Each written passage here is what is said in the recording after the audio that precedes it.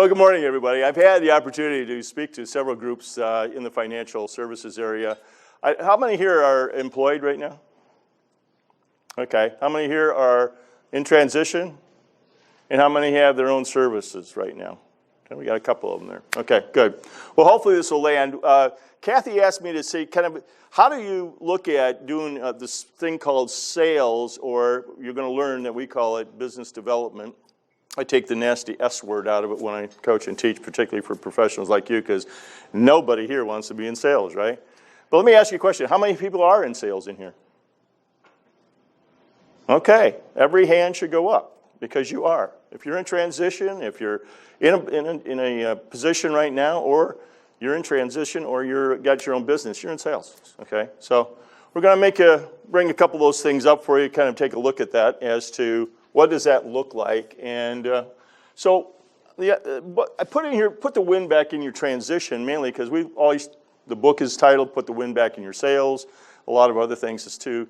Some of the tumultuous times that we've gone through, the turnover, we're in interesting times, I would think all of you would say, for the last couple of decades, more so than I've ever seen. And so with that, I'm going to kind of open this up a little bit to let you know what's going on. The game has changed. Would you agree? A few things up here. Hyper competition is the rule. Entrepreneurs are more informed than they ever before. Employers are more informed and more sophisticated because of what? What do you think they're more sophisticated about? The little thing called the internet?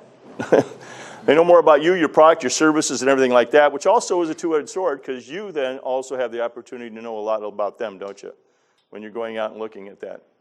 Understanding and responding to needs and wants are vital, and 95% of getting an interview is networking. Does everybody agree with that?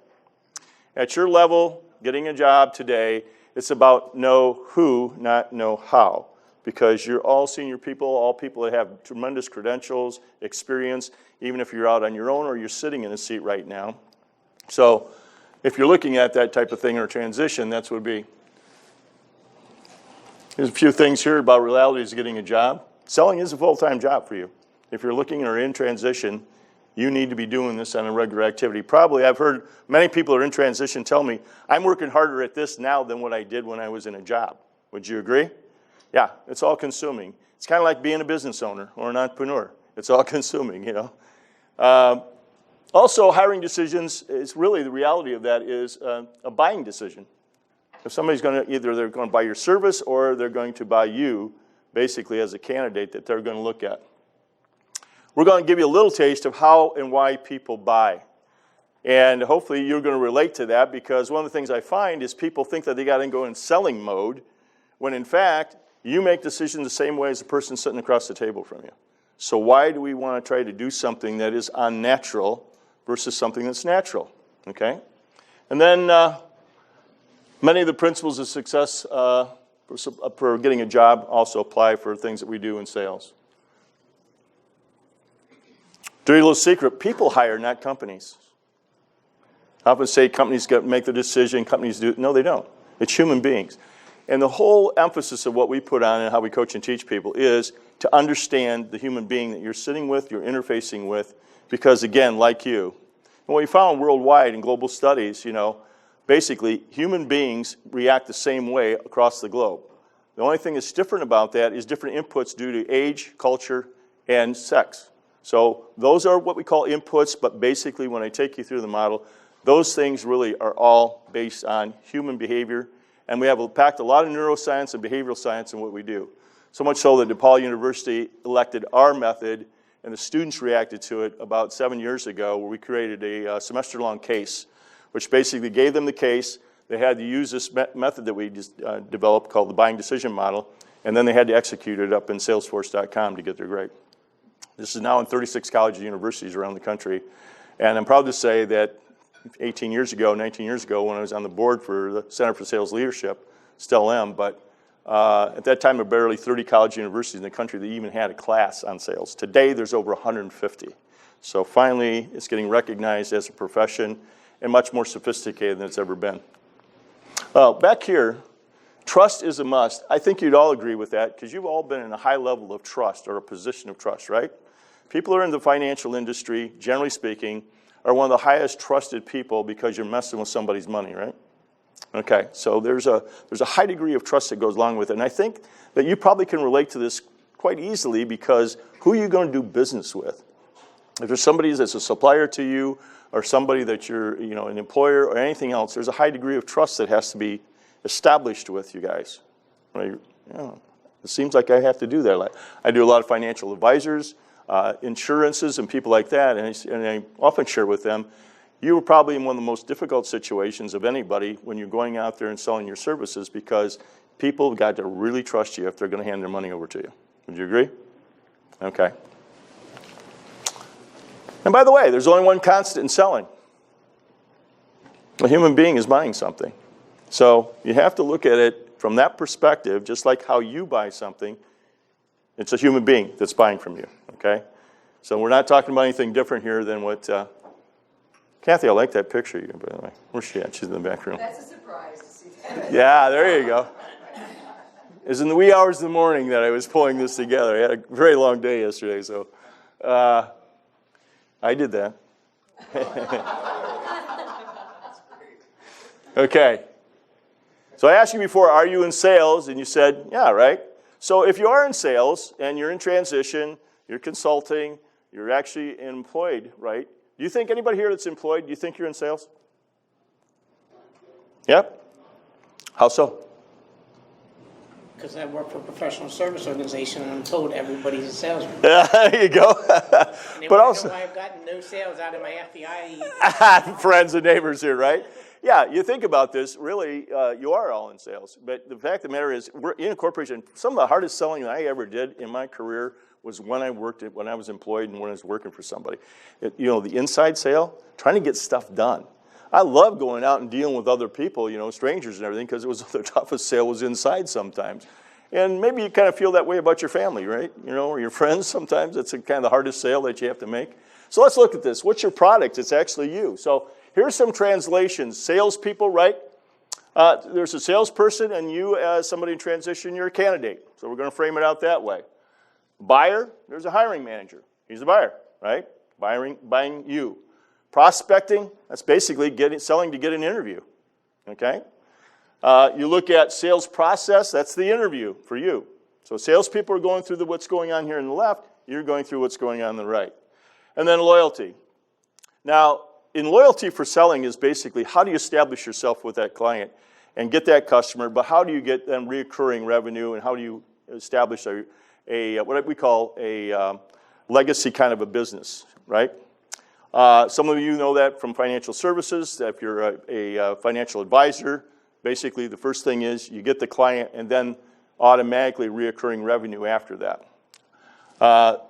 Loyalty for this is basically, in the translation for you guys, really is first 100 days. You've got to establish yourself. You've got to have a plan. You've got to be able to get in there, hit the ground running, because you're going to have about that much time to get evaluated. And that time has shrunk dramatically over the last couple decades as to you got to hit the ground and you got to be able to make your mark.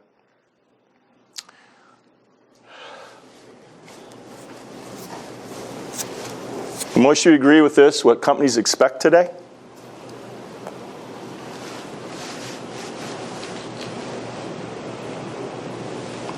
It's no different than being in sales. This is what companies expect. You really have to be doing your homework. The hiring managers, and what do they expect? Well, they need an updated appearance, okay? So a lot of folks, sometimes I've got somebody that specializes in this, of actually telling you how to appear, okay? How to dress, how to act properly, and so on and so forth. You would think people in a later stage of career got all this stuff down pretty early. You'd be surprised, but the majority of the work now is with millennials, okay? I don't suppose anybody has any millennials in here that can relate to what I'm talking about. But yeah, we have to do quite a bit of work on them. To the point even where this person I engage actually takes them out to eat, tells them how to have a conversation at dinner, over lunch, or those kind of things, kind of the etiquette, some of the professionalism maybe that some of us in the crowd have learned by gush or by gosh, or have been trained, in former employment. So that's what they're expecting. Okay, winning the interview or winning the sale is the same thing, basically. You've got to do your homework. So you got target companies. So I'm in sales. I got target companies that I want to get to. You have target companies. You got these one sheets. You're filling those out. Who are the companies that I want to get to? I'll get a little example of that. You got to build a database. How many in here have a database of people that they know? Okay. Do you have everybody you know in your database? We're talking about friends, relatives, alumni association, any former employers, employees, anybody that you work with, coworkers. Would you say that you've got a pretty doggone good list? Not in the same database.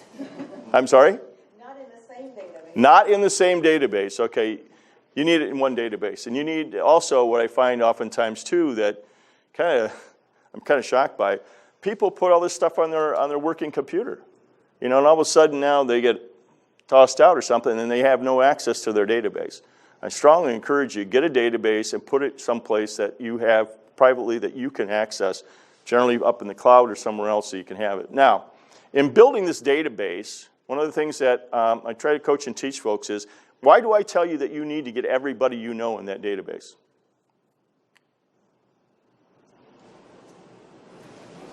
So you can ask them for help. You can ask them for help, but also, here's the dirty little secret. People don't put everybody they know in the database or go to people that they think, my brother, you know, my cousin Joe is a plumber, you know, what is he going to know about helping me, right? I will tell you something. You would be shocked who people know. You could know them for 30 years, and if you make that assumption that there's somebody that can't help you, you're dead wrong. Because oftentimes this is 2, 3, 4 people away from you. And so you never know, even your best friend, who in the world they know. I'll tell you a little story about that. About 8 years ago, I was invited to do a weekend-long, over Memorial Weekend too, by the way. It was in D.C., put up in a 4-star, got all expenses paid, and they paid me for being there. But it was at an international concrete and pre-stressed concrete convention. So I'm thinking, a bunch of engineers and that kind of thing, and I'm thinking, yeah, it's a big crowd. This is really going to be good. But I'm thinking, why Memorial Day? Who does that? Or Memorial Weekend? Well, guess what? It was an international crowd, and it's not their holiday. So I've never been to D.C. with my family, all of us together, and I'm thinking, hey, I'm getting put up in 4-star. This is going to be a great weekend. I'll fly you guys in, and we'll have a great weekend in D.C. and get to see a lot of the monuments and everything else. My son had been separately on a school trip. My wife had never been, so that was a great idea. Let's do that.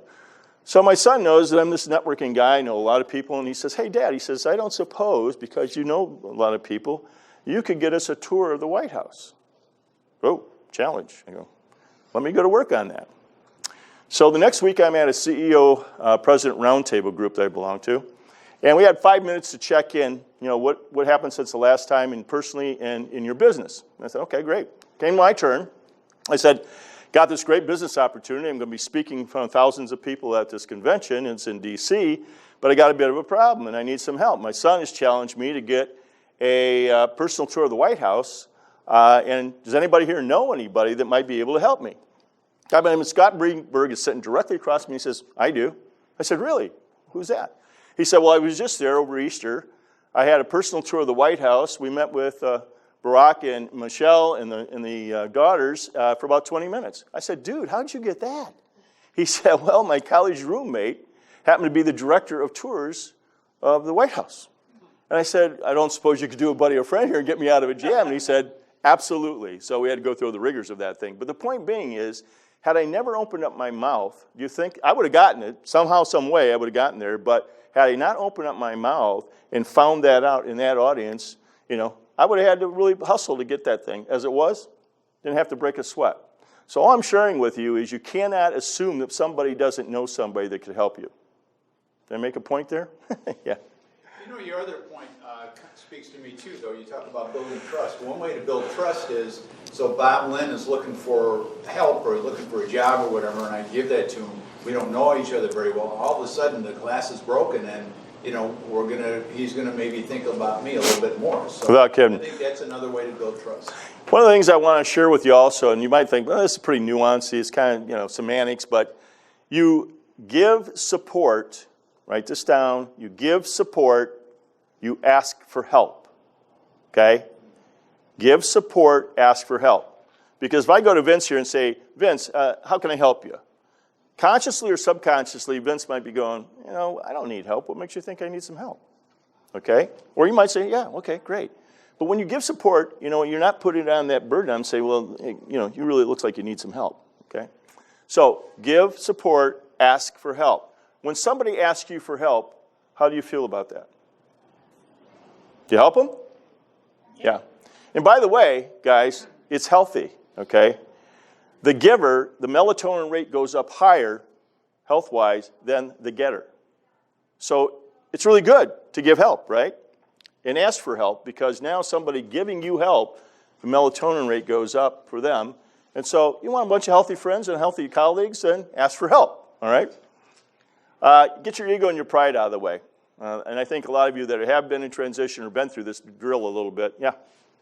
So this seems like it should be an easier thing, but do you have any advice for the giving help? Because I think it's easy to fall into the trap of like, how can I help you? Right. And ask them as opposed to Bert?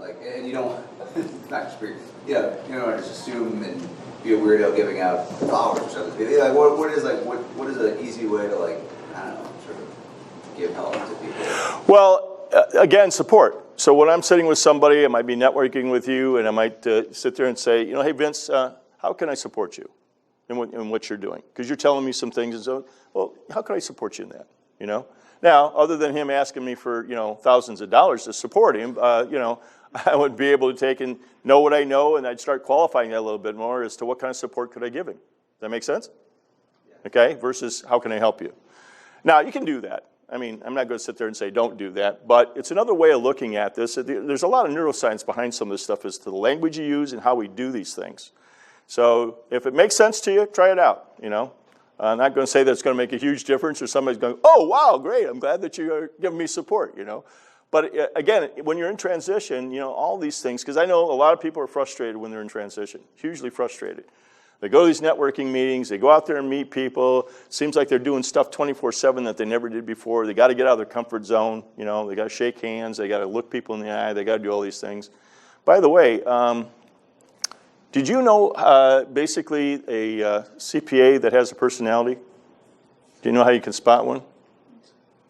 It's called an actuary. Okay. He looks at your shoes instead of his? Okay, eye contact. Okay, so you got to build a database, you got to leverage your network, access to the hidden job market, we know that. That's how people get jobs at your level. It's not directly through, LinkedIn or any of the rest of the stuff. It's really how you get to somebody, and usually that's 3, 4, 5 people away from the person that you actually did some networking with.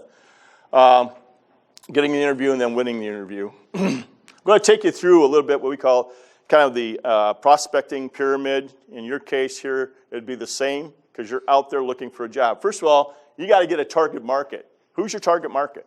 Defining that marketplace. Who do you want to go to work for? Why do you want to go to work for them? Do you know other people who have been working for them? What kind of information do you know about those people? This is not a boil the ocean exercise. It's really trying, much like your database, you got to be, get people in there in your database. And I'm not probably telling you anything, I'm maybe reinforcing some things you already know or you've been trained on, but this is important. So that's focus. You got to be focused on this. And by the way, if you want to write this down vertically on the paper, write focus. I'm going to give you a new definition of that. Okay? F stands for follow, O stands for one, C stands for course, U stands for until, and S stands for successful. Follow one course until successful. That's a sticky note I've got, in front of me all the time because I got ADD. I'm going, oh, look, there's pretty obvious. Oh, there's a bird, So focus is something that's really important for you in transition because time will get away from you very quickly. I train and coach this all the time for salespeople. You got to be focused on what it is. What's the prize here? Keep your eye on the prize, okay? So that would be the market is focus. Networking. I have a little bit of a ratio that I do. Basically, I've been a networker for a long time. Pride myself in networking and getting to know people, reaching out. Generally speaking, when you come to me and you look at my LinkedIn and say, hey, Bob, I know that you know Kathy and you know Joe and these people, how, can you connect me? I don't let people in my LinkedIn unless I know them. This is not a random thing with me. because I've got over 45 years of experience doing this. And that is basically a trusted asset for me. So I protect it and I guard it.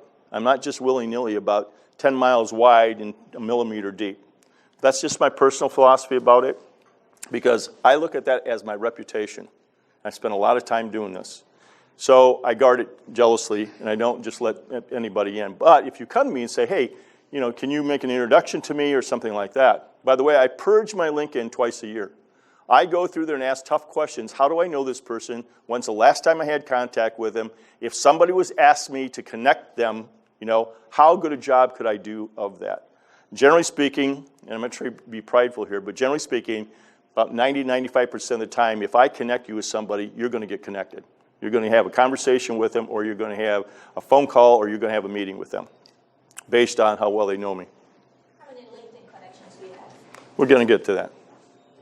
Okay. All right, so networking. Now, my philosophy about personal philosophy about networking is a 70-30 philosophy, a split. I want to be able to do in-person networking 70% of my time, and online networking 30% of my time. I chase down that hole for many times, and I'll tell you, get really distracted. It eats up a lot of time. But it's about this. It's about relationship. And I have to hit this one pretty hard for millennials because they're not used to that. And it's about this whole thing. When you see somebody, 80 to 90% of dialogue and communication is body language. Would you agree? So being on the phone, being on the internet, they can't see you. They don't know what you're about. So you got to get in front of people. Because as often said, right, the first impression is a lasting impression. So you dress for success, you look people in the eye, you know, and be conversational. And one of the things about that is be a person of interest, okay? Reading information, even if it's something that you're not interested in, keep up on the times. Tough to do right now with all the fake news and everything else because you don't know what's real and what isn't. It's pretty polarizing, you know, with that, but keep up on what's going on. So that's my philosophy about networking. Circles of influence. We talk about this a lot, partnerships and alliances when you're in sales. Circles of influence would be things like this, these kind of events. Who are the people that you want to hang out with that have influence over a number of people? I would do a whole session on DISC and how you identify people within a room or that you meet. And who are those people that would be centers of influence when you come in. One of the things you want to do when you go to a networking event or you sign up for one, find out who the organizer is. If you can get your hands on a list ahead of time, get a list of the people that are going to be there, okay? That's going to be very helpful that you just take, again, to maximize your time. Write this down, ROIT, ROIT. Anybody know what that stands for? Return on invested time. You got it. Return on the investment of time. You have 1,466 seconds a day, or minutes a day. You start brand new at 12:01 the next day. If somebody was to give you $1,744,000 and said you got to spend it in one day, that's basically the equation for time. So time is the most precious thing you're going to have. Use it wisely, and especially at these networking events. I could be going to these things 24/7. You know, I mean, there's a lot of them around. So choose it wisely. Find out who the organizer is. When you get there, ask them to introduce you. If you know some people are going to be there ahead of time, ask them if they would be kind enough to make an introduction. Most of the organizers, the host or whatever it might be, would be absolutely happy to do that for you. And they're a known entity to that person usually, okay?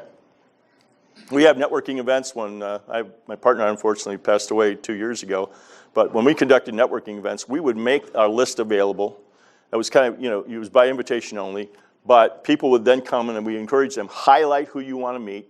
You come up to me, you come up to Dan, or you come up to Cheryl and ask for an introduction to those people. We'd actually walk them over there and introduce them directly. So it's another little tip of how you can take and do some of these things that maybe you're not thinking about now. Circles, so that'd be circles of influence, and there's a lot of people that could be in that. CPAs, bankers, attorneys, it's a typical list of cast of characters. Generally speaking, they have a pretty wide circle. They're trusted. Those are people that you might want to take and have in your circle. And then up here is what we call quality referrals and quality introductions. So who could tell me what a referral is? What in your eye, or what you define as a referral? You need to talk to so-and-so. Excuse me? You need to to talk to so-and-so. You need to talk to so-and-so. That's what you would consider to be a referral?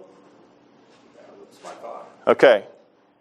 A quality referral is you need to talk to so-and-so and I'll make that introduction for you. A quality referral is where I'm putting my reputation on the line to get that introduction for you. That's a referral, okay? Other than that, it's just a lead. Go talk to so-and-so. Well, you know. The other thing you want to know, this goes back about a decade and a half ago. A friend of mine by the name of Dean, big networker, knew a lot of people. Dean's, I'm meeting with him. He said, Bob, you got to go see Russ. You got to talk to Russ. He needs your stuff. And I said, great. So I call up Russ. Hey, Russ, you don't know me. Dean sent me, and all of a sudden there's this dead silence on the phone. I said, you know Dean. You know, he called me. He told me to call you. He says, yeah, I know Dean. He owes me money. Where do you think I was at with that guy right there, huh, Russ? Boom, $9 million right here. That was it. It was over with. And all of a sudden I'm sitting there going, wait a minute. I do the same thing. Somebody referring to me that I barely know, right? The call comes in, wall goes up. What do you want? What are you trying to sell me, right? So these quality referrals, when we talk about a quality referral, somebody's actually putting their reputation online. And how you want to work that is, that's great. Your name is? Mike. Okay. So Mike, you say, hey, you refer me to somebody. Who would you refer me to? Joe. Joe. You refer me to Joe. And I say, hey, Mike, we know each other. How well do you know Joe? How long have you known Joe? Okay. So you start, I'm pulling out of it, what's that relationship with Joe? Unlike the one that Dean had, if he had told me he owed the guy money, I would have never called Russ, right? But you see what I'm saying? So you're finding out, well, listen, Joe, I don't suppose you could would you put a call in for me to Joe and make an introduction? That's great. But first of all, before you do that, what are you going to say about me? So I'm going to coach you a little bit what to say. Not sell Joe on me, just make the warm introduction so Joe will take my call. And now if Joe's not there, he's not answering the phone, here's how you leave a voicemail.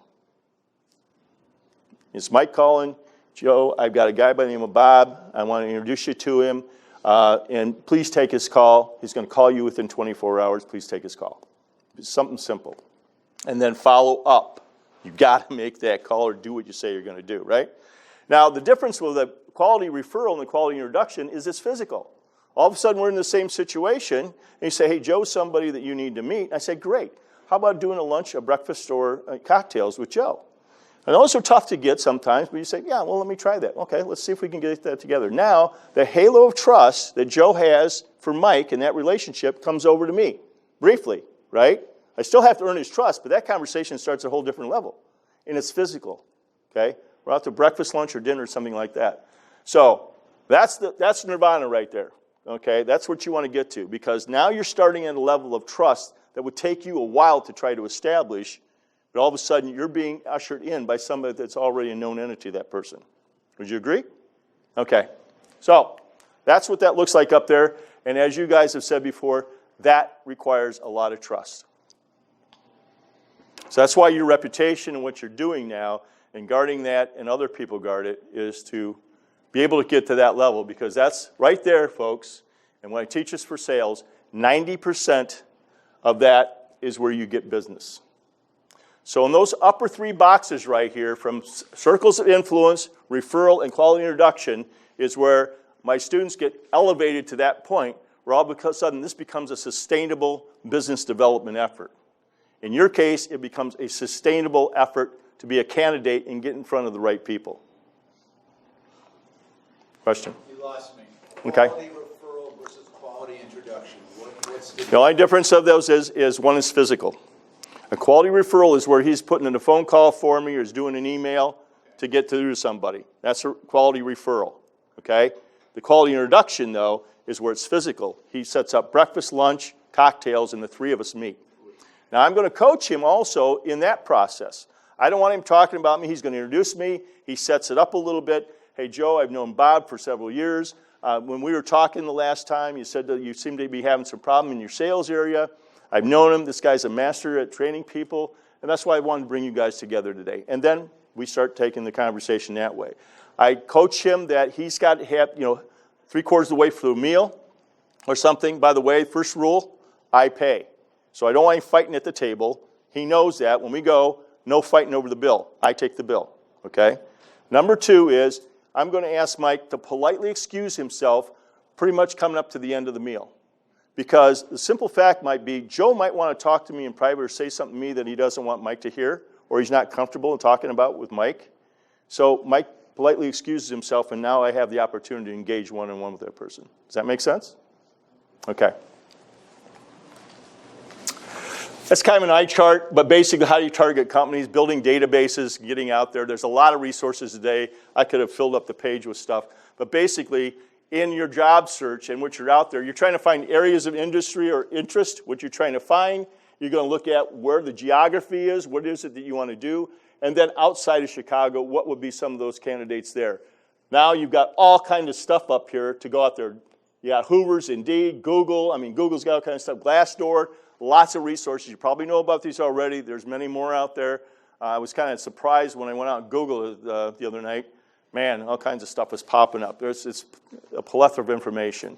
Back in my employment days, I worked for a little company called R. Donnelly & Sons, a division of them called Metro Mail that was then became a part of this little company called Experian. Anybody know about Experian? Yeah, okay.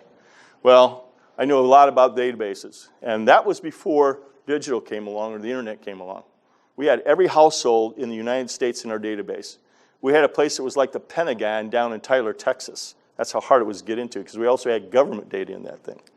And we had all the business listings, and it was scary, folks. I can't even imagine what it's like today with the trillions and trillions of bits of information that are out there today. So there's all kind of stuff out there. Networking online, anybody know who this guy is? Warren. This is an ad that ran for 6 months in the Wall Street Journal. Okay? You know what the ad was for?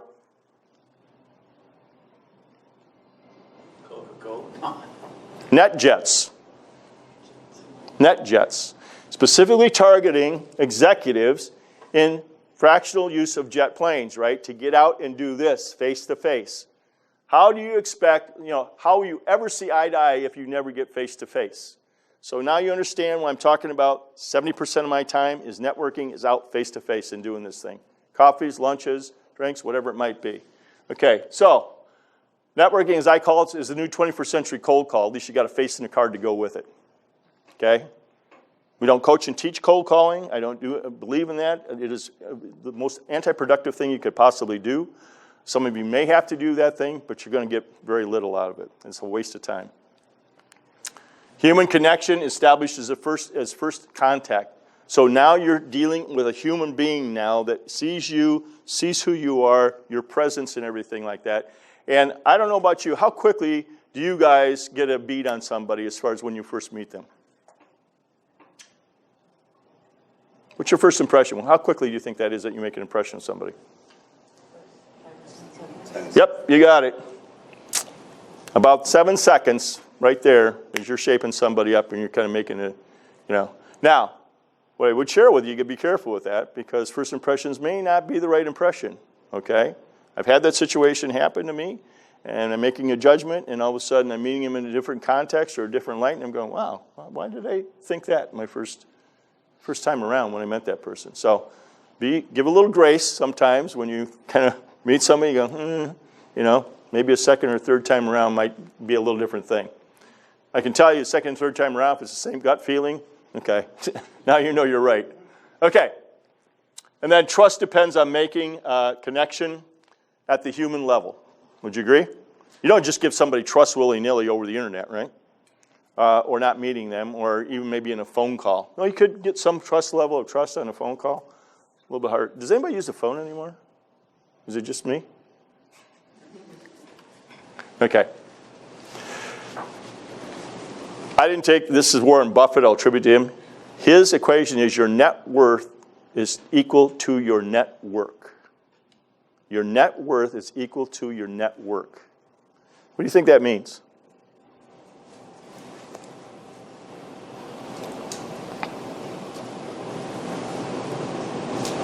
Your contacts, your connections are more important than your bank account. No. Basically, you hang out with turkeys, you're going to be a turkey. Hang out with eagles and fly with eagles. So what I'm sharing with you is up-level the acquaintances you have, up-level the people that you're associated with, up-level the people that you want to know. You're interesting, you're engaging, they would like to know you, you need to know them, okay? So really take a hard look at your circle of people that you know, who in within that circle, and basically start leveling up the quality and the people that you know. Because that is what he's talking about. Your network is going to be equal to your net work. And it's going to make it a lot easier, too, getting connected to other people. And through your careers and whatever you've done, you've had the opportunity to meet some phenomenal people. And you say, well, geez, Bob, it's been 20 years. You would be amazed if you reach out on Facebook or LinkedIn or some source like that and connect and reconnect. And the first 5 minutes, you're going through stuff, and all of a sudden it's like, wow, 20 minutes just melted, and we're right back where we were at one time, okay? I've done that myself. It's always continually to amaze me of reconnecting with people maybe that I hadn't seen for many, many years, but, getting established. I actually reconnected with a gentleman that I didn't like very much when I was in business, and he ended up having to be in transition about after two companies after I'd met him. And so being a person of faith, I started understanding I got to give some grace here, because he's in a tough situation. So I reached out. And I have to tell you, folks, I was delighted that the person that I knew, 10 years before that was a different person. And we became friends again and reunited, and I helped him to connect him to get into another opportunity. So, because somebody did something 10 years ago or whatever the case might be, things have changed. I know you guys have changed, right? Over a decade or two? Maybe I'm a little wiser? No, you haven't changed any? I know I have changed. It's like, I've got to taking care of business here. Okay. Affinity groups, where to network, okay? There's affinity groups, much like what you're in here. We call this an affinity group. Could be alumni associations, could be a lot of different things. Business professional networks, charity, social, or political events. I'm anti-political. I thought this is nonsense. I don't want to go to these things. I don't want to be around this kind of that. I was amazed. Somebody told me, you're missing the boat. I was amazed. I did it. I jumped in. And I met a lot of really interesting people. I also met some people I didn't care for a whole lot, but, that's okay too. You got to be able to get both sides of the coin with that. Faith-based organization, trade shows, conferences, seminars. We live in one of the biggest conference centers in the country. Keep an eye on what's going on as far as conventions, any of those kind of things. Buy a ticket. Oftentimes you can get in through the side door of somebody else. Walk the floor, and particularly if it's an industry that you know a lot about. Walk the floor. Have a game plan before you go. Why are you there? Just like in networking. Write down the objective for going there. This is a sales call. So when you're going there, have an objective. Why am I there? What do I expect to accomplish out of that? And then when you come out of that, did you accomplish that? By the way, going to a networking event is not a card collecting exercise. Be specific and targeted as to how many people you want to meet that night. And here's the biggest sin I find of all. Follow up, follow up, follow up. That's a low hurdle for me. You tell me you're going to do something, and I meet you, and you don't do it. You think I'm going to let you into my database or try to help you in any way? There's no way. Why would I do that? You didn't do a simple thing as keeping a promise. So keeping promises is a big thing today, and people will be impressed with that because, man, I'm telling you, the people that I meet, out of 10 people, maybe one person follows up on doing something they told me they were going to do. It's pathetic. 7 secrets to networking. Basically, get off your butt, get out. I don't care if Game of Thrones is on and it's on Wednesday night and you got to be seeing that or whatever your favorite flavor of thing is, or being on the internet. Get out. Understand the goal. Why are you there? You've got to have a goal. Get out. Ask great questions. Okay? We teach a whole class on that. Read voraciously. Okay? Pick up and start soaking up different pieces of information. Be somebody of interest when you're going out there. And also, be somebody that's interested in other people. It's not so much about people ask me all the time, well, how do you get people talking? I says, I ain't got a problem getting them talking. I got a problem getting them to shut up. Because I'm going to show you some of the topics that you're going to want to relate to. Follow up, follow up, follow up. I can't tell you enough about this. That's the secret. I guarantee you follow up with people religiously, whether they get back to you or not, but you follow up and show the interest in there. You will be also surprised that people will see that in a different light. Because, again, as I'm saying, most people don't do that. Give favors and then ask for favors. So if I'm giving Mike a favor here, I have earned the right maybe to ask him for a favor. It's called reciprocity. If somebody does a favor for you and you can't give them something back in business, let's say I'm working with, again, it's what, Jeff? Jerry. I can't give Jerry a piece of business back directly, but he's referred me into somebody turned in business. How I'm going to handle that is, Jerry, are you involved in a charitable event? Do you have anything that you're really particularly interested or something that's coming up? I'm then going to try to be reciprocal back to him to participate in his charity or do something like that. Because it can't be a one-to-one relationship sometimes. I may not be able to give him a client, but there's another way, and figure out what that way is that you might be able to give back. FORM, write this one down. FORM stands for family, recreation, family, occupation, recreation, and message. And what this is about basically is topics you can talk about. You get somebody started in their family, you think they're going to tell you about their family and their kids and how well they're doing and that kind of thing. You get me started, I'm going to tell you about my 4 grandchildren, 1 perfect teenage granddaughter and 3 near perfect grandsons. And they're the best, okay? They're absolutely the best. My overachiever daughter, that's a Golden Apple Teacher Award winner, run 3 of 5 marathons. She's a master swimmer. Yeah, I'll go on and on about it, right? So that's very personal, right? Occupation, everybody likes to talk about what they did, some of the accomplishments that they had. Be a person that's asking those kind of questions and engaging in them. Recreation, everybody has a hobby or an interest. And then, of course, last, if you are involved in a charity, an organization, those are always kind of things that I like to seek out. I want to know the whole person. We're getting a little long here, so I'm going to skip. Great networking questions. The one I like on here that I tell my folks is, of the trusted business relationships that you have, okay, currently, what qualities do you look for in a new relationship? Nobody's ever asked me that question. I ask that question routinely of people. Because what I want to know is, where do you stand in building a relationship? What do you look for in other people? I give a whole talk on building trusted relationships. What does that look like?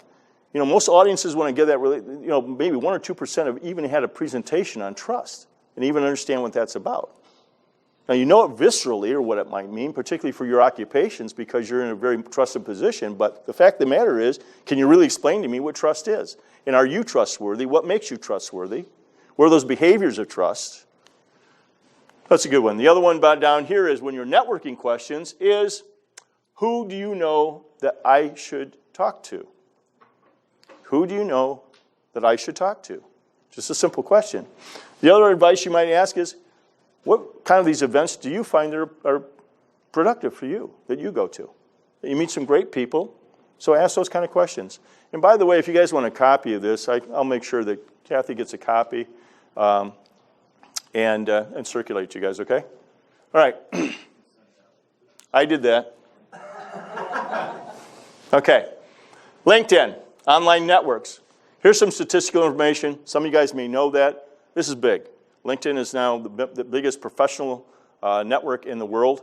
As you can see up here, we got a lot of folks in that. Facebook now is 2.3 billion.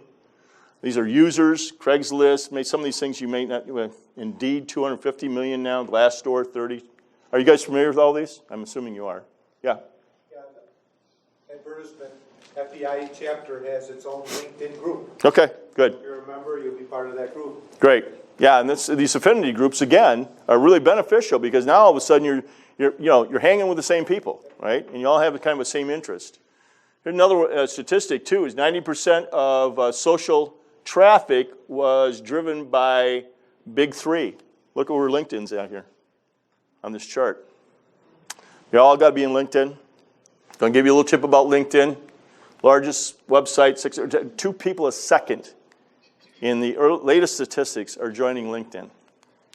We're 154,000 or a million here in the States, last statistics, and 41% of the millionaires are on LinkedIn. Now, a lot of them might not be visible. They're kind of voyeurs sometimes, but they're in there. CEOs, presidents, big organizations, they're in there checking this out, okay?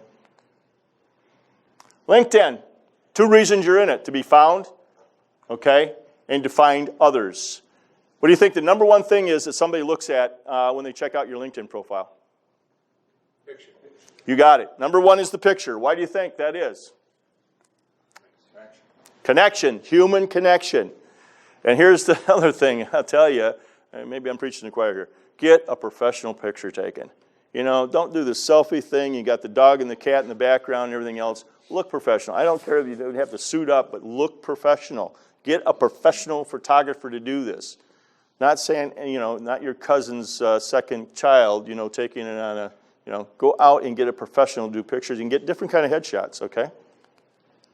Number 2 is your summary. Your summary is not your resume. What your summary really is what benefit do you give to other people? What benefit are they going to derive by getting to know you? Okay? It's not about your resume, because you got plenty of time down below this. This is what we call above the fold, or above on the screen. This is what they're going to see. First thing is your picture, and number 2 is what's this summary, about you. It can be short, it can be long, depends on what you want to do. And frankly, I have a professional do it for me, because I'm going to just put a lot of stuff in there, a little tick list stuff. I had a professional craft mine, and I have it reviewed every year as to what's the relevance of some of the stuff that's in there. Right? And the lady that asked me for the contacts, where's she at? Yeah, back here. I know it's a night chart. Can you read it or not? I have 2,272 contacts in here, LinkedIn. Now, I know people that have a whole lot more than that, but when I go to them and say, hey, I see you're connected to the President of the United States, you give me a phone call with him? They look at me, well, Bob, no. Okay, give me a break. So this millimeter deep and 10,000 miles wide, I'm not a guy that's going to do that, because I want to be able to know people that are in my LinkedIn. I want to be able to be a resource to you, an asset to you. When you come to me, I want to be able to take and make that connection for you. Bob, Yeah. you said you every once in a while you purge your contacts. Yeah. So how do you do that with 2,700 contacts? It is a little bit much, but I go through it. I mean, you could go through this pretty rapidly and look and see, there's a picture of everybody. It's all in one spot in LinkedIn, so you just scroll through them. It's not an arduous task to do it. It's gotten a little bit more so, over the years, because I've expanded it. Plus, I merged 2 of them. I had 2 LinkedIns at one time. I had one for my radio program, and I had one for this, and that was a no-no. I shouldn't do that. So I had some professionals slap me around and say, no, get them both together. There really wasn't, I couldn't come up with a good reason why, other than the fact that I'm going to be transitioning out of a career here probably in the next 3 years and going into other things, and that was kind of my mindset when I did it, but it got to be one person, and I got to put them together, so that's what I did. The reason I ask is because, I've always been looking for ways that I can manage the LinkedIn database contacts a little bit easier. Just, so it's not necessarily a CRM, but Yeah. that we have some features that would help with, going through that and categorizing, classifying, and so forth. Yeah. As a matter of fact, my actual database is almost 8,000 names, that I have. But I don't have everybody in my database in my LinkedIn. And there's reasons for that, too. You got a question? No? Okay. I would say that you said it's not a CRM, but it's such an unbelievable tool, because unlike your Rolodex, the people are updating it for you. Right. You get to see as they're changing, their contact info, they move, new jobs, it's phenomenal. Like it should be used as your CRM if you don't have a really good CRM. Yeah, and the CRMs today are so sophisticated that you can go back and forth on, they pull the data in and all that kind of stuff. Okay, we're getting a little long in the tooth here. This is Kathy. So if I'm going to be meeting with Kathy, and I'm going to a meeting, I do my homework. So when I show up, I've got Kathy's LinkedIn. I've studied this beforehand. I've Googled her name. I've gone out and checked her out. I've checked out her reputation. By the way, if you haven't done that, you better do it, because it's amazing what could be out there about you, or confusing. Gentleman that Kathy and I both know, actually, had kind of a unique name, but he was getting in front of people, was an executive and all that stuff, and all of a sudden was finding people were dodging him. And he met up with one of these people he'd been trying to get back to, and the guy's kind of him and hawing, and he goes up to say, look, geez, I thought we had a good meeting and all this and that thing. He says, well, when we checked you out. And he said, what are you talking about? He said, well, you have a felony conviction. A guy with the same name that he had a felony conviction, and it was out there on the internet. Now, you want to talk to someone that's really tired, reputation, repair? This is a big business now, because anybody can say anything about you, and it can be old. Okay? My co-host in my radio program used to be a samba dancer. Well, she had some pretty skimpy outfits. Well, that was decades ago, and all of a sudden that stuff surfaced again, and these pictures are out there of her, 2 decades old, but, she's in a samba outfit, which wasn't quite matching up with, what she is today. I've heard that word 3 times now, your radio program. Can you tell us a little bit about that? Yeah, it's Faith Marketplace Radio, and that's on AM 1160 every Saturday, noon to 1 o'clock. I interview now, it's going on 6 years, over 500 executives, and basically it's how do they integrate their faith in work. And what that means is not proselytizing, beating people over the head with scripture or judgment. It really is the walk. How are they showing up with their employees? How are they showing up with their vendors? And how are they showing up for their customers? And it really is about that. And as you know, or personal opinion, I don't want to get too far off the track. We've gotten our navigational a little bit off track here in this country. I don't know if you agree or not, but you know, a lot of things. So we're hopeful we're doing this. And the new co-host I have for a year, and she's brought a lot of energy and LinkedIn and all that stuff. Yeah. If you're going to meet with Kathy, when you go out to look at her profile, do you go in as private mode, or do you go in so that she can see that you went and looked at her profile? No, she can see it. I don't hide anything. I got no problem with that. You know, I'm not a voyeur. By the way, if I check you out and you don't have a photograph or a picture, you're done. I just check the box. I won't mess with you. If you're too lazy or too ashamed of putting your photograph up there, that's what I want to see that. I'm in the business of human beings, and that's my connection point, okay? All right, so I've checked her out. Mutual connections, common interests, affinity groups, alumni associations. Does she belong to a not-for-profit? So I'm going out there not only in LinkedIn, I'm going out and checking her out on Facebook and all the other things. I'm going out in reputation management. What is her score? So I'm finding out a lot about her, and then what we do is, particularly in this case with Kathy, all the people that she's connected to that I am connected to. I may make phone calls to those people, or at least hit them real quick and say, hey, I'm going to be meeting with Kathy. What do you know about her? What can you tell me about her? Now, if you're looking for a job, I guarantee you this is something you want to do. The more you know about the person that's going to interview you, the more you know about that company, the better your odds are going to be able to make a connection. Because I'm going to show you here in a minute basically how people buy. Now, here's another little quick writing down. This is called Bob's Law of 20. Told you about your database before. Here's some facts. Email, phone, text, pigeon, carrier, I don't care. Reach out and touch 20 people a week in your database. 20 people a week. During the work week, how many people is that a day?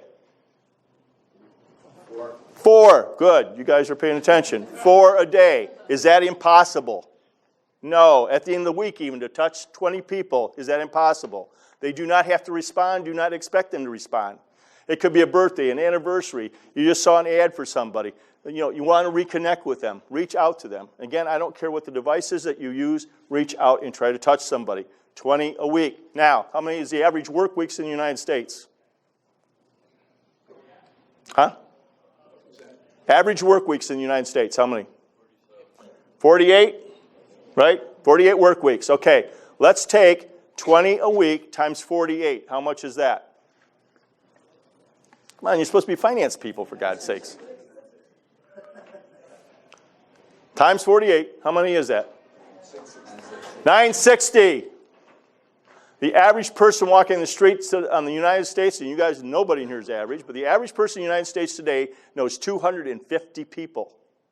So let's take 960 times 250. What do we get? Come on. A lot. You just said 25. How many? 25. So 250,000. You got it. Bingo. 240,000. Now that's a ridiculous number, isn't it? But a lot of people start getting their eyes open. So what's half of 240? What's half of 240? 120. What's half of 120? 60. What's half of 60? 30. I'm just taking you 4 layers down. You think maybe within 30,000 people there might be somebody you need to know and that needs to know you? This is exponential explosion here, geometric explosion, and people don't get this. They're looking at one-dimensionally. It's who people know. That's really what you're looking at. That's how you're going to get in the hidden job market. That's how you're going to get a sale. That's how you're going to be able to get to folks, is understanding the math. How and why people buy. Real quickly, this is the proprietary model that we've been teaching for over 20 years. My partner and I broke through this thing. It's not rocket science, but this has been validated worldwide, not only by us, but the London Graduate School of Economics. There's an outfit called Chally out of Dayton, Ohio, that has verified this with all kind of buyers all over the world and everything like that as to how they buy. Basically, there's a situation that you have. Oftentimes, a salesperson The employer doesn't know that you're unemployed. You might have it that you've been employed already. There's a situation that's going on with these people, right? In your case, they're looking for a candidate, right? But you may not know that because they're not putting out a public listing on that. So where's the company going to go first to find talent to fill that position? Their network, people they know. No, they're going to go internally, right? They're going to see if there's candidates internally. If that doesn't pull anything up, flush anything out, then where are they going to go? Network, their network. And that would be maybe trusted advisors to them, right? People within that. Might be the CPA firm, might be the attorneys, might be other things, you know. They're going to go to those folks first and kind of flush this out. So basically, that's going on. You don't even know what's going on, right? If you're not a part of that and in those trusted circles, then you're on the outside looking in. That's what this whole networking thing is for you to get in the inside as it is for sales. How do you know somebody that's connected to somebody that can get you in? You heard, it's okay. You heard about a little story about the president, right? And how I got to that whole thing. Well, it's about asking questions and finding out how somebody knows. Okay, then you go out and information gather, right? Where are they going to go? They're going to go out on the net. They're going to gather information. And they're going to start figuring things out. The situation now might change because of what they learned on the internet. We call it the information loop. After that, then they're going to consider all the alternatives. Alternative A, B, or C, which one is going to be the best fit here, depending upon the complexity of that decision. This could be a longer process. Depending upon the number of people that are going to be involved in that decision. Also another complex process. But you got to get to know, understand this. Okay, then they're going to drop down to select best fit. Generally speaking, as a candidate or a salesperson, you're generally coming in here. When the internet came about, that's what happened. It disintermediated the first two steps. Because before that, salespeople held the keys to the kingdom. They had all the information. They got invited in. I'd have Mike come in, I'd have Jerry come in, might have Vince come in. I'm soaking information out of them so I could make an informed decision, right? Today it's the internet. So those two things, you're not even a part of oftentimes. And then we sit down to select best fit. Select best fit to who? You or the buyer? The buyer. It's all about them. They're the one that's writing the check, or they're the one that's going to sign off on the employment agreement. Last but not least is going to be evaluate results. Used to be in sales, get the check, get out the door, everything's going to be fine. Not anymore with the internet. That travels in nanoseconds now if you don't get the results. And you're going to have a short 100 days to prove yourself if you're up getting a new job. Okay? Because that's the timeline that people are going to judge and evaluate if I made the right hire. And it certainly is a timeline for us when we're doing things in sales and we're making promises and we're supposed to deliver something. It better be very quickly. All right. And so how people buy, that was how people buy. This is why people buy. We're getting long in the tooth here, but it's apparent reasons. There are only 3 of those. Apparent reasons are I have a problem, I've got a pending event, I have an opportunity. In your case, they're looking for somebody, they got a problem, and they've got a pending event. They need to get a chair filled, right? And that's a problem. They got to find out the right candidate. Same thing in sales. If I hear the word problem, then I know I've got an apparent reason. Oftentimes, those are expressed in intellectual terms, not emotional terms. But how people buy, actually, is here. We call CRs, compelling reasons. And there's 3 of those that map directly to the apparent reason, okay? Pain, fear, gain. I got a problem, I got pain. How severe is the pain? I've got an impending event, might be the government, might be other things, April 15th. Okay, an impending event coming up. That is what? That's a fear. And we talk about, basically, that's a fear, unless if they got a fear, we got to heat that up to see if it's a real big problem. Because that's what's going to drive them to make a decision. Folks, this is all emotional down here. And people buy now, we validated it through research over 3.5 years ago. People buy emotionally, they intellectually justify that decision. So you got to hit them here. And in that interview is where and when you start doing all your background check, when I meet with somebody and I have that connection with them, I'm appealing to what? I'm appealing to them emotionally. That's how you connect with people, not intellectually. Now, you're going to have to give some stuff out when you're in that job interview about your credibility and all that. But the more questions you ask that interviewer, the more you get them engaged as to what they're looking for, how you might help them, how are they going to get up in their career, or be a part of the team because they're looking for a cultural fit. That's what that's about. That's the buying decision model. I did that. So in summary, you're all in sales. You know that already. 85% of the jobs are through a hidden market. It's about know who, not know how. You might think it's all about your credentials, but it's really about knowing people to get up in front of somebody for you to be able to show your expertise. Would you agree?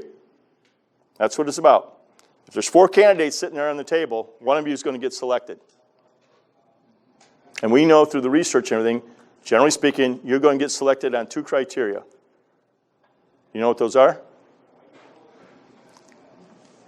Certainly your qualifications got you to that point. But are you a fit? Are you a fit culturally? Do I identify with you? Are you somebody that's going to try to get ahead of me? You know, are you going to be a team player and lifting me up and come up alongside of me? Right? People act in their own self-interest, guys. Period. We all make decisions in our own self-interest. You're hired. There's an applause track in here. I don't suppose you can hear that, but I did that. Lessons learned, real quick. What'd you learn today? I learned, honestly, I think the difference between just a referral and a quality referral. And I think the way you broke that down made it, I think, easier for me to potentially help people and make introductions. Okay, good. What'd you make? Got to do a little bit better job discriminating on where I'm spending my time. Yep. ROIT. Same thing. Don't throw it against the wall. Make sure you have selective criteria. It'll make your life a lot easier. I have to make more connections with people. Yeah, big time. Number of people It's just a reinforcement of asking questions as an approach. Yep. We teach a method called Socratic method of questioning. Socrates once said, I can't teach a man anything. I can only ask him questions and make him think. Voltaire said even better, judge a man not by his answers, but by the questions they ask. So the Socratic method I use as a little rhyme. You know, I once knew 6 wise men. They taught me everything I know. What, where, why, when, how, and who. When you lead with those questions, people have to answer that question back in an elongated way. It's not just a yes or no. And oftentimes people are asking yes or no questions. So a little shameless pitch for a radio program. Please check us out. And some books that I recommend that you might want to take. Bill Burnett is a very close friend of mine. He was a student through my program. He wrote the Peak Interview. If you've not heard about that, you need to get out online and look up Peak Interview. Bill Burnett. Fabulous. He took some of the stuff that we took out of the work of Daniel Kahneman, which is a Nobel Peace Prize winner in behavioral economics, and he took that to be able to construct this book as to the questions that the peak questions you need to ask. Okay? And that's it.